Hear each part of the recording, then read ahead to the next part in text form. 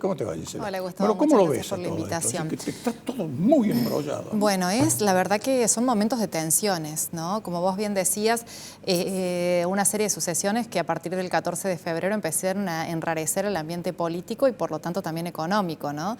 Esto de repente empieza a impactar en las expectativas y sobre todo también en ciertas certezas. Allí había mucha confianza en un aire de estabilidad, se venía respirando un aire de estabilidad donde la inflación venía bajando, donde veíamos que los dólares alternativos estaban controlando, bajando las brechas y por lo tanto conteniendo las expectativas devaluatorias, y donde en el medio se esperaba para esta altura, para ya marzo, que estuviera cerrado un buen acuerdo con dólares frescos del Fondo Monetario Internacional para justamente poder realizar o para poder fortalecer las reservas y prever una apertura del cepo hacia fin de año, ¿no? La realidad es que ahora se volvieron a despertar estos ánimos de incertidumbre. Primero y principal, las reservas del Banco Central siguen siendo negativas en el orden de los 7.000 millones de dólares, con lo cual todavía estamos lejos de poder salir del cepo. Bien hablábamos en otros programas tuyos de que el cepo en este momento resultaba cómodo porque lograba mantener cierta estabilidad que vimos el viernes, ¿no? Ante una primera situación de incertidumbre o desestabilización. Sí, aún con cepo se perdieron, nunca se habían vendido tantos dólares, nos tenemos que remontar al año 2019 para situaciones similares en donde se vendió semejante cantidad de reservas para poder contener el valor de los dólares alternativos, ¿no? Entonces, allí, bueno, se empieza a plantear, creo que, una urgencia con respecto a definiciones. Salió publicado que el gobierno obtuvo superávit financiero nuevamente. Siguen también muy arraigados en lo que va a ser el ancla cambiaria. Entonces ya conservan esto de que las dos anclas, tanto fiscal como cambiaria, van a seguir siendo sostenidas aun cuando hay fuertes presiones, digamos, ¿no?, para hacer una devaluación. Es que el gobierno en eso no puede ceder, Gisela. Son precisamente eso, anclas. Este barco tumultuoso, que la única forma de estar a flote es con dos anclas muy fuertes. Y estamos en el medio de un proceso, ¿no?, donde en realidad hasta que se cierre el acuerdo con el fondo, del cual no se sabe mucho, pero a propósito tampoco se sabe mucho, porque lo que se sepa va a influir directamente en cualquier expectativa, ¿no?, y por lo tanto llevando a una situación o a la otra. Entonces se especula que el Fondo Monetario Internacional va a prestar 14.000 millones de dólares hasta el año 2029, que son los dólares que necesitamos justamente para poder pagarle la deuda al Fondo Monetario, más dólares para poder sanear esta situación entre el gobierno y el Banco Central, pero que también va tendiente a que no haya todavía más emisión monetaria, ¿no? Entonces, esa situación... Que eso es fundamental para que la inflación se mantenga donde está. Y todo va apuntando a eso, ¿no?, a que en definitiva no haya focos que sigan haciendo que la inflación aumente. Marzo se presenta como otro mes en el cual posiblemente la inflación no baje, siga en el orden de los 2.5, 2.7%, producto de que es un mes donde empiezan las clases, donde vuelven a presentarse tensiones, pero hay además... mucho gasto de la gente. Y además también hay una situación en la cual, bueno, el gobierno de a poco va liberando las tarifas los precios de las tarifas para que eso no tenga que ser subsidiado por el Estado, y eso impacta también de algún modo en lo que es la tasa de inflación. Una inflación que va a terminar el 1% de crawling peg, que lo van a seguir bajando, va a terminar impactando y se va a seguir rompiendo la inercia, pero vamos a entramos como van a ser, si en marzo se confirma esta tendencia, van a ser 6 meses en donde estuvimos entre un 2,2 y un 2,7%. De todas maneras, ¿no? Es muy poco en comparación como veníamos, pero ya estamos acostumbrados a que la inflación sea baja y ya nos parece lo que realmente es, que una inflación mensual del 2,5, del 2,7 es, aunque baja en comparación con el pasado, todavía sigue siendo muy alta, y ni hablemos de los niveles internacionales, porque son países que tienen en el año 3% de inflación. Y además también sigue pasando esta situación donde a río revuelto ganancia de pescadores. Entonces, los que vamos todos los días al supermercado, o tenemos que pagar el transporte escolar de los niños o las cuotas escolares de los colegios, no se percibe esa baja de la inflación porque todo sigue aumentando. aumentando, ¿no? Entonces, y eso se va replicando también en las distintas cadenas de producción.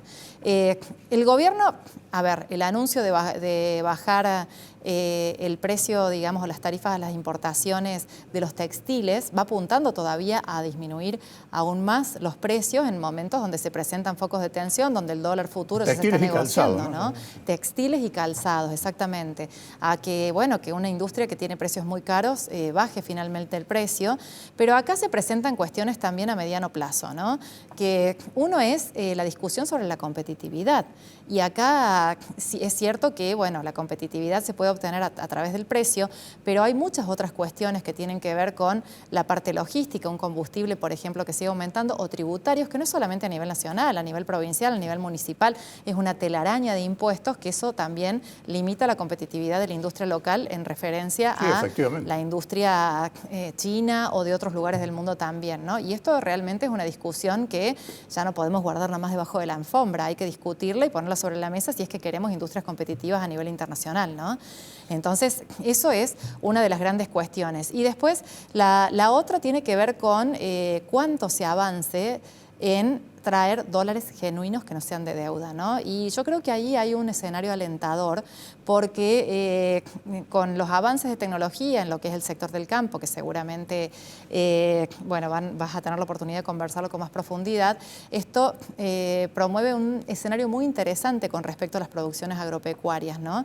Y como un motor importante de divisas genuinas. Y a eso le sumamos también la inversión en el RIGI, que fue una de las inversiones que se aprobaron la semana pasada con el oleoducto de Vaca Muerta, que también apunta a que empiecen a que esos dólares que vengan sobre energía y gas también sean importantes, y bueno, y lo que son los proyectos vinculados a lo que es litio y también a cobre son una esperanza a mediano plazo que traerían una situación que podría revertir esta situación donde siempre estamos estrangulados con las divisas externas, ¿no?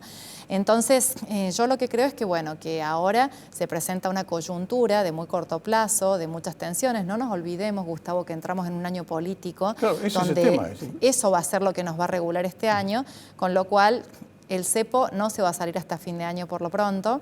Es clave que se termine cerrando con el Fondo Monetario Internacional y que esto garantice fondos frescos en un contexto donde hasta ahora pudimos controlar la situación porque, bueno, entraban dólares del blanqueo, pero todos esos dólares que habían entrado y que se habían convertido en depósitos y que hacían que se volcara con préstamos en dólares, ahora todo eso se ha revertido también, ¿no? Entonces, bueno, va a ser un año de administrar estas tensiones y lo que nos va a regular durante este tiempo, ¿no? Claro, eso que estás señalando vos son los dolores de parto naturales, digamos así, dentro de un proceso que venía bien encaminado. Lo que pasa es que, como te decía recién, es decir, se ha embrollado todo, se ha empiojado todo, lo vamos a decir en cordobés, de tal manera en lo político que allí es cuando comienza esta memoria que tenemos los argentinos, esta memoria, bueno, y ahora que esto se viene abajo, eso sería impensable porque todo el esfuerzo que se ha venido realizando en este último año quedaría absolutamente en la nada, ¿no? Y sí es cierto que, bueno, que lo de Libra impactó socialmente, eso lo muestran las encuestas, ¿no? Lo va a seguir haciendo. Porque, y en realidad allí creo que, bueno, que esto sí fue un daño para la imagen del gobierno, porque la imagen popular de la gente, bueno, venía confiando en esto, ¿no? Sí estamos en un momento donde había empezado a repuntar el consumo, ahora se ha frenado eso, bueno, las estadísticas de consumo masivo muestran que ya este mes va a marcar 15 meses consecutivos de caída, donde, bueno, había empezado a revertirse ese ánimo y esa tendencia junto con la estabilidad de precios. Por eso es clave que los precios sigan bajando para que esa misma estabilidad haga que el círculo virtuoso donde las empresas empiecen a partir de esa estabilidad a proveer, digamos, más bienes y servicios y a su vez también el poder adquisitivo de la gente pueda consumir eso, ¿no? Sí, efectivamente es así y están también las necesidades que se plantean, por ejemplo, desde distintas provincias y también desde las mismas empresas en el sentido de que dicen, estamos llegando al límite de nuestra resistencia. Si no hay una reforma impositiva importante, muchísimas empresas van a cerrar, vamos a perder lo que decías vos. Es decir, la competitividad está realmente en un momento crítico. Y que puede ser todavía mucho peor si efectivamente hay por ejemplo, una apertura, es decir, de un acuerdo del libre comercio con Estados Unidos, una nueva avalancha de importaciones más significativa que la que hemos tenido, que se ha traducido nada más y nada menos que en déficit de la cuenta corriente. No, ni hablar, y en medio de una guerra comercial, que esto también es un detalle no menor, porque esto... Sí, los vientos del exterior no son favorables. No son favorables y esto va a generar...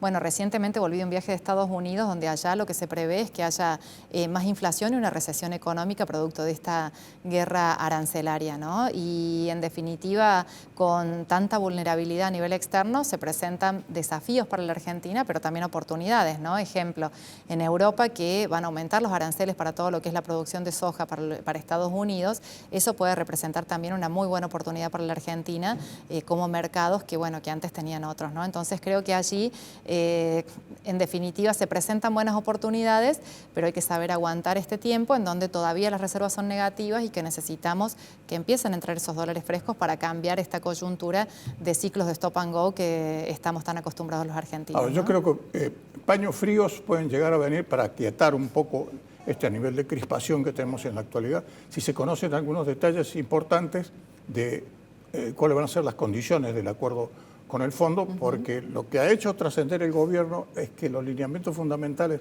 que se está llevando por parte de Milei, esos no van a cambiar, pero con las cosas que están pasando, esas son las cosas que se ponen en duda, si efectivamente va a ser así. Y yo creo que esas son las cosas que está viendo el mercado y por lo tanto está tan vulnerable, ¿no?